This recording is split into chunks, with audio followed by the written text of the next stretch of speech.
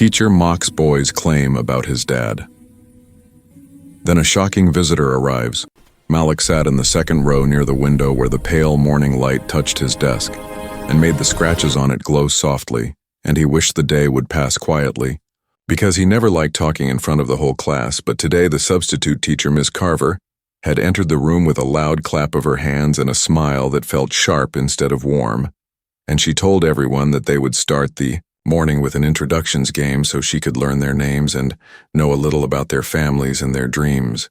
And the room had filled with the buzzing excitement that always came when students got a chance to talk about themselves, in a way that felt free and light. But for Malik it always felt a little heavy, because people usually did not believe him when he told the truth about his father, and he did not know why it bothered people so much. Maybe because his family kept to themselves, maybe because he did not brag or talk big or walk around trying to impress people. He was simple, honest, quiet, and that always made him seem strange to kids who thought loud meant strong and silent meant weak. One by one, the students stood up and gave their introductions, and the class clapped and laughed at the funny parts and whispered during the boring parts. And Malik kept his hands pressed together under the desk as if he could keep the whole day from shaking apart with nothing but his fingers and his breath. And when it was finally his turn, he felt the air tighten around him like everyone was watching. Not because they cared, but because they expected something to laugh at. And he rose slowly, his heart tapping against his ribs, and he said that his name was Malik, and that he liked to draw maps, and that he dreamed of becoming a security analyst one day, because his dad inspired him. And before he could finish, Miss Carver tilted her head and said, "Oh, and what does your dad do, dear?" in a tone dripping with playful challenge, as if she already knew he would say something unbelievable. And when Malik took a breath and answered that his father worked at the Pentagon, the whole class shifted like a wave rolling toward laughter. And he saw a few kids already smirking, preparing their jokes like arrows loaded in bosems. Carver let out a laugh that was sharper than chalk scraping on the board, and she said, "Now, honey, we do not need to tell stories like that. To sound interesting, just tell us the truth. It will make you look much better." And the class burst into giggles and whispers and phones secretly recording, and Malik felt heat climb from his neck to his eyes. But he did not drop his gaze. He did not take back his words, because they were true, and he knew they were true even if no one else believed him. And Ava, the girl who sat 2 seats to his left, noticed his hands shaking, and she frowned at the teacher because she hated when adults mocked kids for no reason. Malik tried to explain that his dad worked there in a role he never talked about, because it was part of the rules and because it required privacy and responsibility.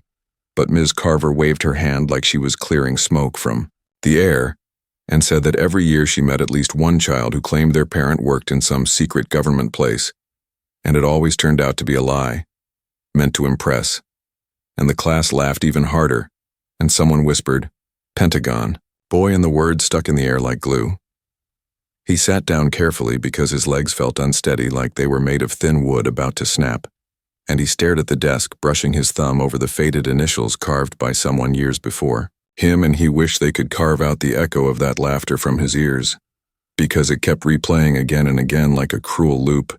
And he was not angry at the students as much as he was disappointed in the teacher, because teachers were supposed to understand kids and give them space to speak without feeling judged or humiliated.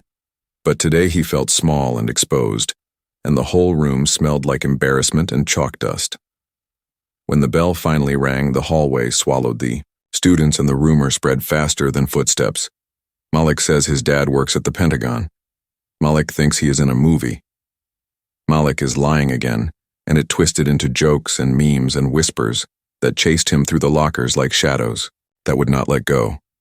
But Ava walked beside him without laughing and asked softly if it was true, and Malik nodded, and she said, "Then do not worry. The truth does not need people to clap for it to be real." And her words were warm like a small light. In a cold tunnel still, the hurt sat heavy in Malik's chest because he had told nothing but the truth. And yet everyone believed the lie, and he wondered why the truth was such a hard thing for people to accept, especially when spoken by someone like him, someone quiet, someone black, someone who did not shout his worth but held it inside like a flame trying not to burn out.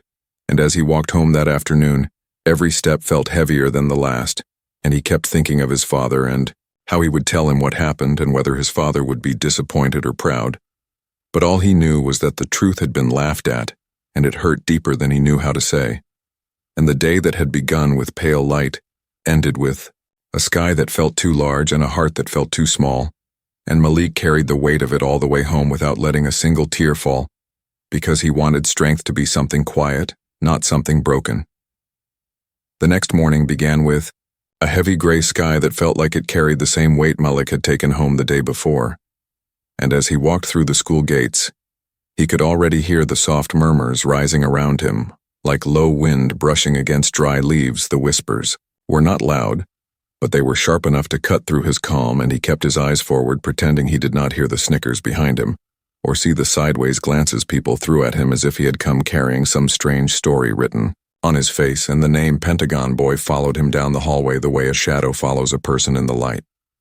Except this shadow felt cold and unwanted, and each time someone said it, a small sting settled in his chest. But he kept moving because running would make it worse and stopping would make him a target. And he had learned that sometimes the strongest thing a person can do is simply keep walking. When he reached his locker, he found Ava already there, leaning against the cool metal, with her notebook held close to her chest as if she was guarding something important. And when she saw him, her face softened, and she stepped aside to give him space. And she said in a gentle voice that she had seen the group chat last night, and some students were making jokes and silly edits about him, saying his dad was a superhero or a spy, or part of some secret mission, and Malik felt a tired ache in his stomach, because even though they meant it as a joke, it twisted the truth until it no longer looked real, and Ava said she had told them to stop, but kids kept going because they liked drama more than facts, and she looked almost angry on his behalf, and he appreciated that more than she knew. Inside the first class, Ms. Carver acted as if nothing had happened, even though her words from yesterday still hung in the air like smoke that had not cleared. And she looked at Malik with a smile that did not reach her eyes, and asked him to participate more today because she wanted to see if he had something true to offer, and her voice had that same fake sweetness that made Malik feel like she was setting a trap. And the other students leaned forward, a little eager to see what would happen next, like they were watching a show instead of a classroom where people were supposed to learn and grow and feel safe. During the history lesson, Ms. Carver began talking about government buildings and then suddenly asked Malik in front of everyone to describe the difference between the Pentagon and other federal structures, and her tone was not curious. It was challenging, almost mocking, and Malik felt the room tilt as every head turned toward him, waiting for him to stumble so they could laugh again. But he did not stumble because his father had taught him things, not the classified material, but the values and general ideas behind what he did. And Malik explained calmly that the Pentagon was more than a building. It was a center of strategy, planning, coordination, and service for people who dedicated their lives to protecting their country, and his voice was steady, even though his hands were curled inside his sleeves. But instead of appreciating his answer, Ms. Carver smirked and said that sounded like something memorized from a movie script, and she told him to sit down and wait until he was ready to speak, honestly. The class laughed again, and the laughter rolled through the air like a wave meant to keep him drowning, and Malik felt his throat tighten, but not from fear, from frustration, because no matter how he tried to explain himself, she brushed it aside like dust she did not want on her desk. And Ava raised her hand and spoke for the first time, saying that Malik had answered the question correctly and respectfully, and that mocking him was not helping anyone learn. And for a moment the room froze because no one expected a student to challenge a teacher like that.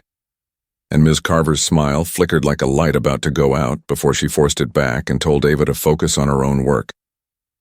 When lunch arrived, students gathered around, the tables filling the cafeteria with the smell of fries and the noise of gossip. And Malik sat in a corner with his lunch tray untouched because his stomach felt too tight to eat. And across the room, a group of boys started doing dramatic reenactments of Malik talking about the Pentagon, waving their arms and pretending to be secret agents, and the people around them laughed, even though they barely understood what they were laughing at. And Malik kept his head low, staring at the small carton of juice on his tray, as if the whole world shrank down to that one spot where he could hide his thoughts. Ava joined him again, sitting without asking, and said they should ignore them because people always laugh at things they do not understand. And Malik looked at her and asked quietly why it was so easy for everyone to assume he was lying. And she told him that sometimes the truth makes people uncomfortable, because it reminds them how small their world is, and it is easier for them to call something impossible than to accept that someone their age could have a parent doing something important and serious. And she told him that his calmness scared them, because they did not know how to break someone who refused to shout or fight, and Malik felt a small spark of strength rise inside him. Still, he could not shake the feeling of being cornered and misunderstood. And when he went home that afternoon, the weight was heavier than before, and he told himself that maybe he needed to bring proof, not because he owed it to them, but because he was tired of being treated like a joke. And when he reached home, he found his father sitting at the kitchen table reading something with a thoughtful expression, and Malik hesitated before telling him everything about the teacher, the laughter, the rumors, and the doubt that grew like a storm cloud over his days. And his father listened without interrupting, his strong, calm presence filling the room like shelter from rain. Marcus finally said that truth does not always win in the moment, but it never loses in the end. And he told Malik that he would come to school if needed, not to show off or intimidate anyone, but to stand beside his son, because sometimes people need to see the truth before they believe it. And Malik looked at him and felt something inside him settle like a stone finally resting, and he knew that tomorrow might be different, and if not tomorrow, then soon, because truth always finds a door to walk through, even when others try to keep it shut. The morning of the third day felt heavier than the two before it, because the whole school seemed to be buzzing with new tension, as if something unseen was crawling beneath every whisper and every stare. And when Malik stepped through the doors, he sensed that the rumor had grown bigger overnight, like a fire spreading through dry grass, and no one tried to hide it anymore, because students followed him with eyes full of curiosity and mischief, wondering what he would say next, or how he would react, or whether he would break under the pressure. And he moved through the hallway, not slowly, not quickly, just steady, as if his feet knew that stopping would make him a target, and running would give them more reason to laugh, and he refused to give them that power. By the time he reached his classroom, his stomach felt like a tight knot pulled by invisible hands, and when he walked inside, he noticed that even students who usually ignored him now sat upright, waiting for something interesting to happen, because drama always attracted attention more than truth. And he tried not to focus on their faces and sat at his desk, but his hands twitched slightly the way they did when he tried too hard to stay calm. And he took a slow breath, hoping it would loosen the knot inside him. Carver entered with a bright smile that did not match the atmosphere, and she greeted the class in her sugary tone, then glanced at Malik with a look that said she wanted to challenge him again, to push him into a corner and call it teaching. And she told the students that honesty was the foundation of strong character, and that young people should learn not to exaggerate their lives to gain popularity. And one or two students giggled because they knew exactly whom she was targeting, and though she never said his name, the whole room felt the weight of her words. And Malik kept his head still, his eyes calm, his mind steady, even though inside him, frustration was stirring like a pot ready to overflow. Later, during the second period, the school counselor, Mrs. Hayes, entered the classroom and whispered something to Ms. Carver, who turned and looked directly at Malik in a way that made every student lean forward as if they were about to watch the next scene in a show. And Ms. Carver announced that she had expressed her concern to the counselor about students who were struggling with honesty and might need guidance on how to tell the truth without building fantasies. And the counselor smiled kindly, but her eyes were filled with surprise and discomfort, because even she could tell this moment was forced and pointed, and Malik felt a sharp sting in his chest, because now his truth was not just a rumor or a joke. It was being treated like a problem, something that needed correction, something broken. A few students started a private group chat right there in class, whispering and laughing while their thumbs tapped rapidly, and someone named the group Pentagon Boy Fan Club. And soon the chat filled with jokes and silly comments, and even a few edited pictures of the Pentagon with Malik's face pasted on top. And though some students found it hilarious, Ava did not, and she told them to stop because they were being cruel. But most of them ignored her and continued adding more fuel to the fire. And she felt her cheeks burn with anger because she hated how people followed cruelty, like it was entertainment. When lunchtime arrived, the cafeteria seemed louder than usual, and Malik walked in feeling every stare like a pin pressed against his shoulders, and he heard whispers rise around him like a slow wave gaining power, and one boy announced loudly that they should ask Malik about his top-secret missions, and another shouted that maybe his dad piloted invisible jets, and people laughed so hard that trays rattled and chairs scraped against the floor. And Malik felt the noise shaking inside him like thunder rolling through his ribs, and he took a seat in a quiet corner away from everyone and stared at the food he could not eat, because every bite felt like it would get stuck in the tightness of his throat. Ava joined him again without hesitation, and she told him she had reported the group chat to the counselor because people needed to learn where the line was between joking and cruelty. And she said she did not understand why a teacher and adult, someone who should lift students up, was the one throwing the first stone, and Malik listened in silence, trying not to let his emotions spill out. And he told her softly that he was tired, not just of being mocked, but of having his truth turned into entertainment. And Ava placed her hand on top of his, just for a moment, long enough to show him he was not alone. And she said that something had to change because right now the whole situation was wrong, on every level. When school ended, Malik walked home feeling the weight of all the laughter, all the whispers, all the small cruel moments pressing against him like cold hands, and the gray clouds above seemed lower than before, almost as if the sky wanted to close around him. And when he reached his house, he found his mother setting the table, and his father standing near the window with his arms crossed, a thoughtful look in his eyes, the kind he wore whenever something serious was happening. And Malik hesitated before telling them everything that had occurred that day, from the counselor visit to the chat group to the non-stop teasing, and he explained how Ms. Carver kept using the word honesty like a weapon, and how she made him feel small every time she smiled that sharp smile at him. His mother looked heartbroken that her son had carried all that pain alone for days, and his father's expression turned firm, steady and protective, like a wall being built around someone who needed shielding. And Marcus placed a gentle hand on Malik's shoulder and told him that staying calm in the face of mockery was not weakness but strength, and that he was proud of him for holding his truth without violence or rage. And he said that sometimes silence is a shield, but sometimes truth needs a witness, someone willing to stand beside it so others cannot twist it. And he told Malik that he would come to school not to boast or show authority, but to show that truth stands taller when someone stands with it. And Malik felt a wave of relief wash through him, because for the first time in days he did not feel alone.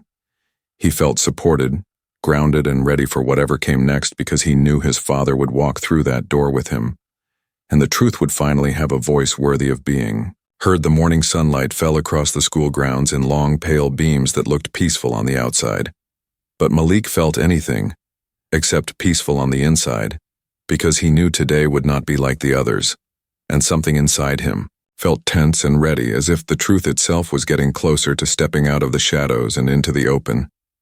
And when he walked through the entrance, the hallways were louder than usual, as if the whole building sensed that a storm was building, even if no one could see it yet. And he kept his head steady while whispers brushed past his ears like cold wind, and people stared at him not with curiosity now, but with something like anticipation, because drama fed their bored minds more than textbooks ever could. When he reached his classroom, the room was already buzzing with restlessness, and Ms. Carver stood near the board arranging papers with an exaggerated smile on her face, as if she had been practicing in the mirror to make herself look confident and harmless.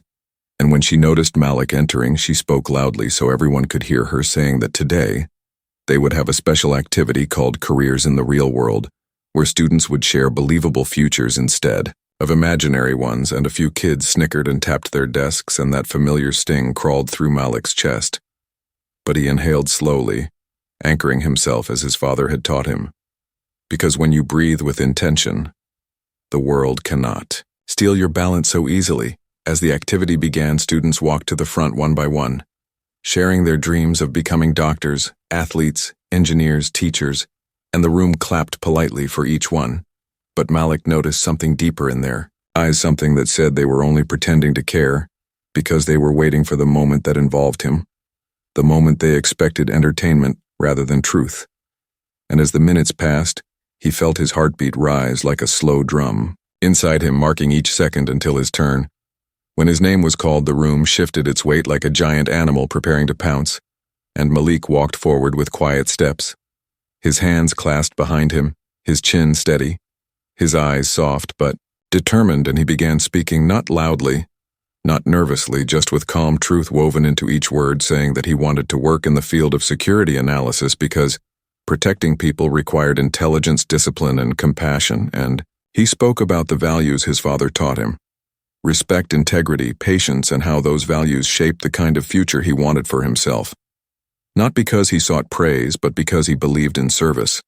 And he explained that some jobs were quiet and unseen, yet they held the weight of entire communities and required more bravery than any spotlight could offer.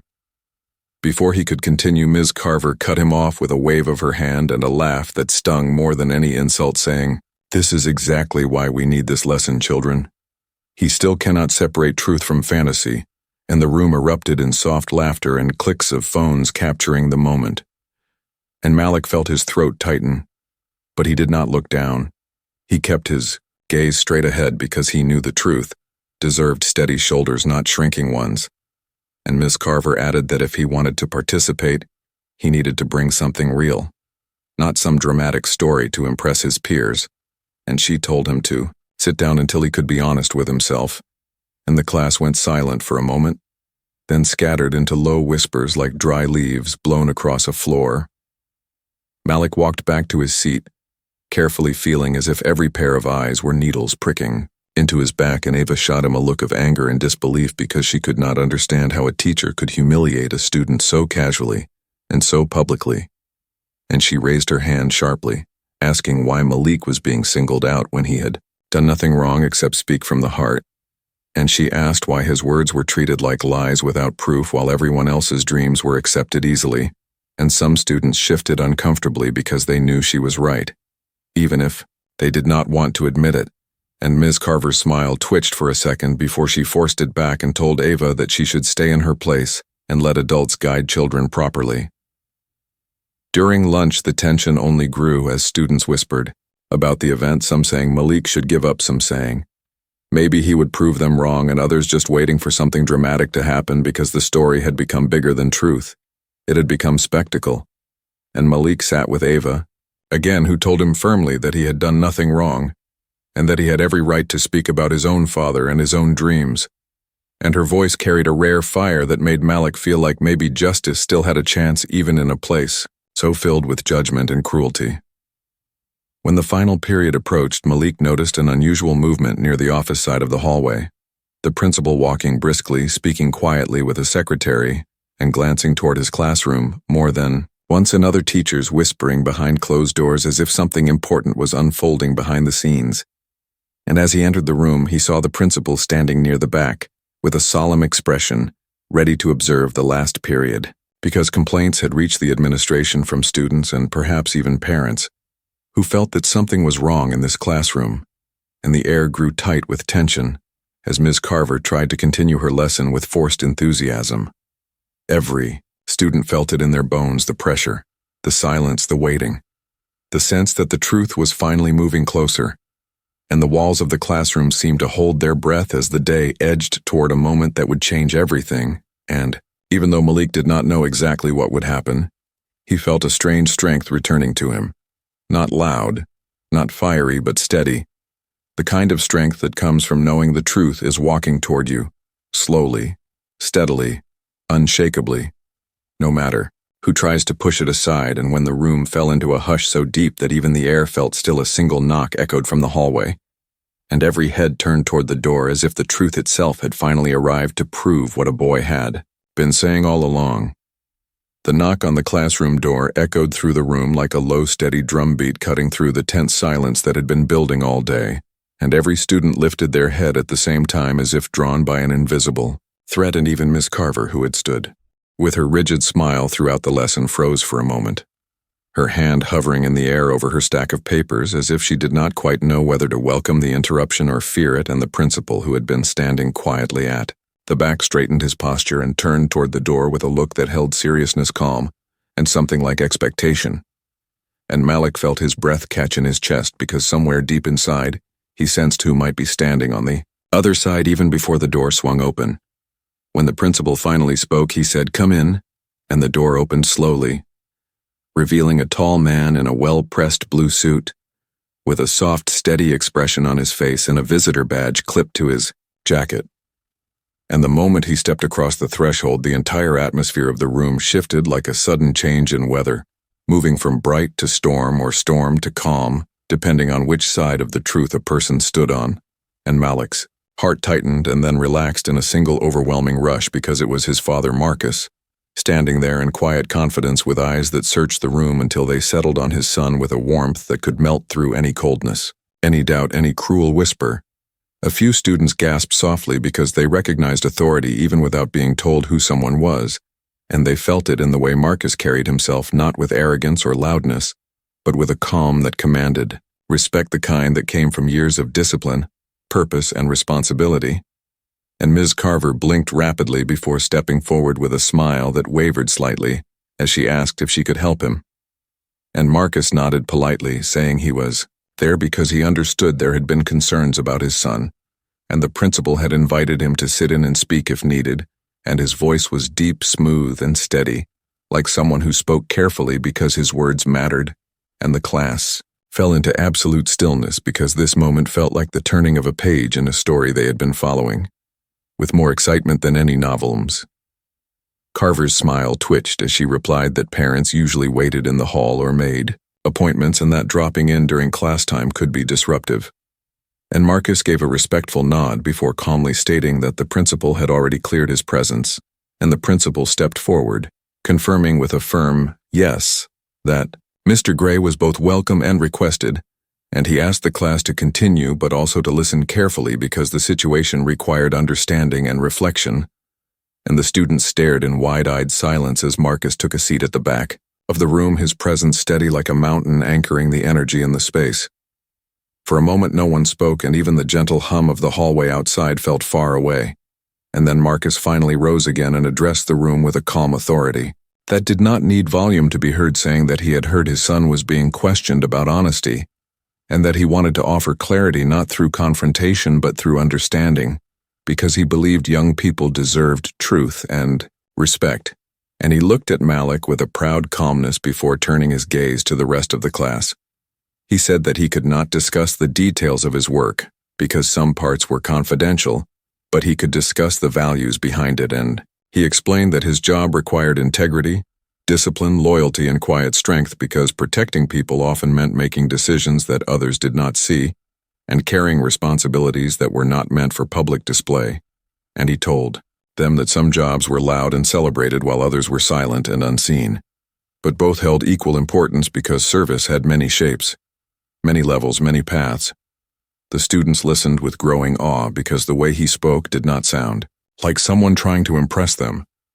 It sounded like someone telling the truth in its purest form, and even the ones who had laughed the loudest just days before now sat with their shoulders slumped and their faces softened as if reality had finally cracked open the shell of disbelief they had built around Malik's words.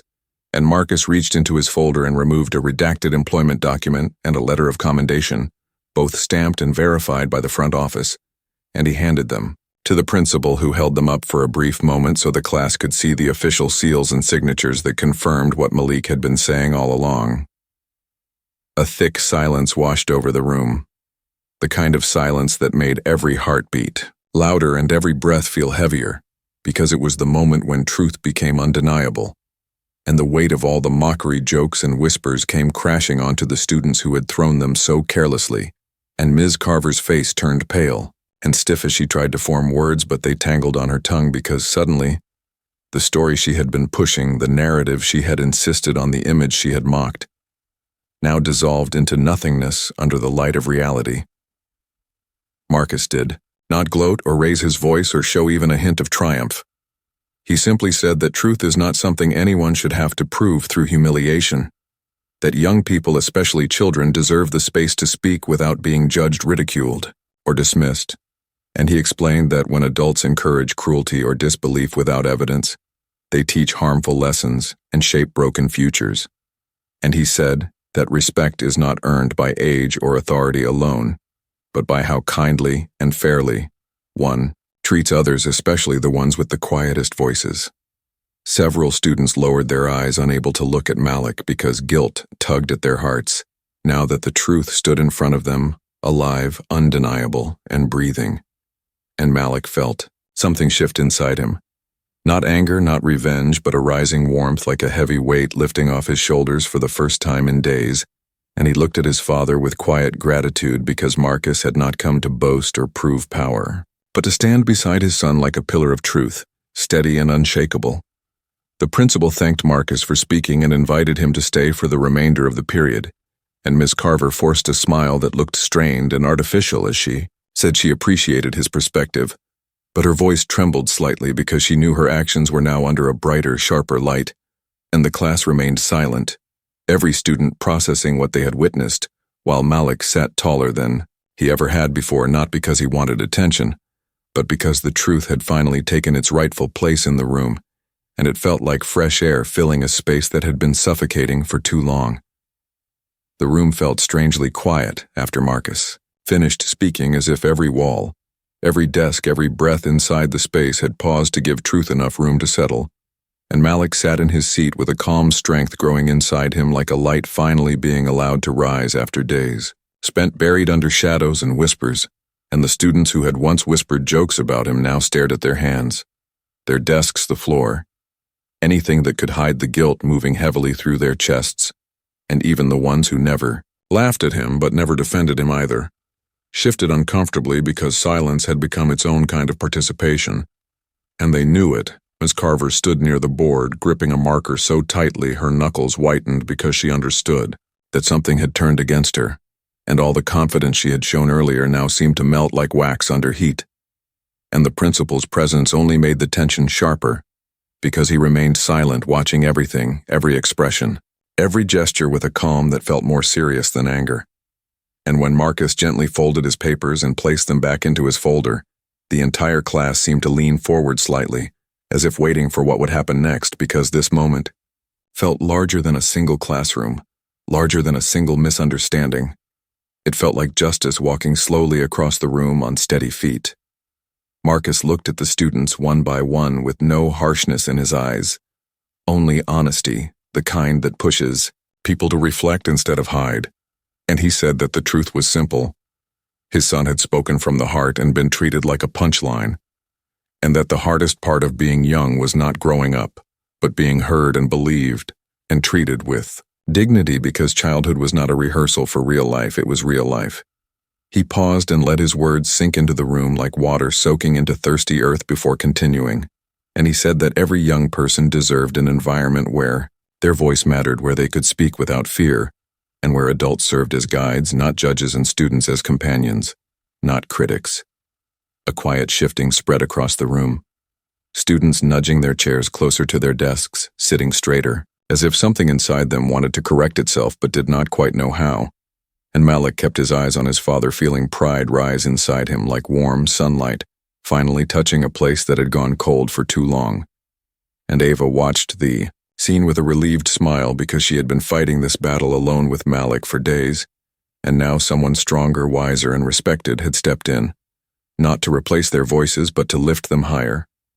Finally, the principal cleared his throat and spoke with a firmness that carried authority without cruelty, saying that the school valued honesty and integrity, but also valued respect, empathy, and fairness, and that what had happened over the last few days was unacceptable, because no student should be targeted, mocked, or dismissed, especially by the very people responsible for creating a safe learning environment. He turned to Miss Carver and said his words carefully but with unmistakable weight, that professional boundaries had been crossed and self-reflection was necessary, because a teacher's role was to guide students toward truth, not shame them into silence. And Miss Carver's face turned red, then pale, then red again as she struggled to respond, but no words came out, because everything she wanted to say collapsed under the truth standing in front of her, trying to regain control. She finally managed to speak, her voice trembling slightly as she said that she had only been trying to teach students not to exaggerate or lie, and that she had concerns about Malik because his claim seemed unbelievable, and she thought encouraging honesty was part of her duty. But even as she spoke, the excuse cracked under its own weight, because everyone in the room had heard the tone she used, the laughter she enabled, the humiliation she allowed. And the principal raised his hand gently to stop her and said that teaching honesty did not mean tearing down a child's truth, and that students must feel safe when sharing their stories, their dreams, their families, and their identities. The classroom felt still as winter air, while the words passed between them, And Malik watched the exchange not with triumph but with a quiet understanding that sometimes justice did not roar. It simply corrected gently, firmly, and undeniably. And Marcus looked at Malik with a calm nod that said he was proud of how his son had carried himself through all of this without anger or yelling or bitterness, because strength did not always show in fists or volume. Sometimes it showed in silence, patience, and the refusal to let cruelty define you. Then Marcus faced the class again and said that he did not come here to intimidate anyone, but to remind them that truth has weight and consequences, and that mocking someone for telling the truth was not only wrong, but dangerous, because it taught people to hide who they were and silence their stories. And he said that the world already tried to silence far too many voices, and it was the duty of classrooms especially to nurture courage, not crush it. He told the students that they had the power to choose whether they would be people who lifted others up or people who broke them down, and the entire room felt the heaviness of that question, hanging gently in the air like a test they had never studied for, but suddenly understood deeply as he finished speaking. His gaze swept the room, and each student felt it like a soft weight landing on their hearts, pushing them toward reflection, toward empathy, toward understanding, and a quiet change rippled through them. Because now the truth was no longer something distant or untouchable, it was right here standing before them, breathing, living, undeniable, and it demanded more from them than laughter or whispers. It demanded maturity and kindness. Suddenly, one of the boys from the back who had laughed the loudest earlier raised his hand with shaky fingers and asked if he could say something, and when the principal nodded, the boy stood slowly staring at the floor as he admitted that he had joined the teasing, because everyone else had. And he had not stopped to think how it might feel for Malik, and he said he was sorry. His voice quiet and sincere, and that simple apology cracked open the silence even more, because it encouraged others to speak too. And one by one, students began acknowledging their role in the cruelty, the jokes, the whispers, the messages, and they apologized not because they were forced, but because seeing Marcus standing with his son made them realize the gravity of what they had done. Malik listened quietly, absorbing every word, with a gentle heaviness in his chest, because hearing apologies did not erase everything, but it did soften the sharp edges of the hurt. And when he looked at his father again, he felt the truth settle inside him like a warm, steady foundation, and he realized that no matter how loud lies or mockery had been, the truth had walked into the room with steady footsteps and changed everything without raising its voice, and that was the moment Malik truly understood the power of calm strength. The kind of strength he wanted to carry with him for the rest of his life. The classroom felt different after the apologies were spoken, almost as if the heavy air that had been pressing down for days finally loosened its grip and allowed everyone to breathe again, and Malik sat quietly absorbing this strange new mixture of relief and reflection, because hearing the same voices that once mocked him now speak with remorse stirred something deep in him. Not anger, not pride, but a gentle understanding that people change when truth finally reaches their hearts. And he looked at his classmates not as enemies, but as young minds who had made mistakes and were now learning the weight of their actions. Marcus stood tall at the front of the room, his calm presence radiating through every corner like a steady beam of light, reminding everyone that strength did not need force, and truth did not need shouting. And after the last student finished apologizing, he looked at Malik with eyes filled with warmth and pride, and he told him that courage was not about having the loudest voice, but about holding on to what is right, even when others try to bury it under weakness and fear. And Malik felt a warmth spread through his chest, because his father's words did not just comfort him. They rebuilt something inside him that had cracked under days of humiliation and doubt. The principal then stepped forward, thanking Marcus for coming and thanking the students for their honesty, and he reminded the entire class that respect was not optional, and empathy was not a bonus, and that every person in the room carried a story that deserved space, kindness, and belief. And he said that no classroom could thrive when voices were laughed at or silenced, and he emphasized that truth should be protected, especially when spoken by those who had the courage to speak, even when others refused to listen. And his voice carried a seriousness that made everyone stop and think about the kind of school environment they wanted to be part of.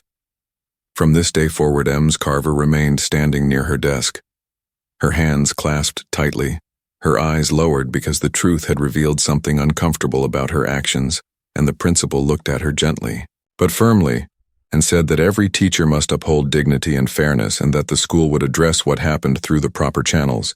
And though he did not raise his voice, the weight of his words made it clear that ignoring or mocking a child's truth had serious consequences, and Ms. Carver whispered a quiet apology not only to Malik but also to the class, and the apology was not confident or proud, but soft and trembling, like someone finally seeing the harm they caused.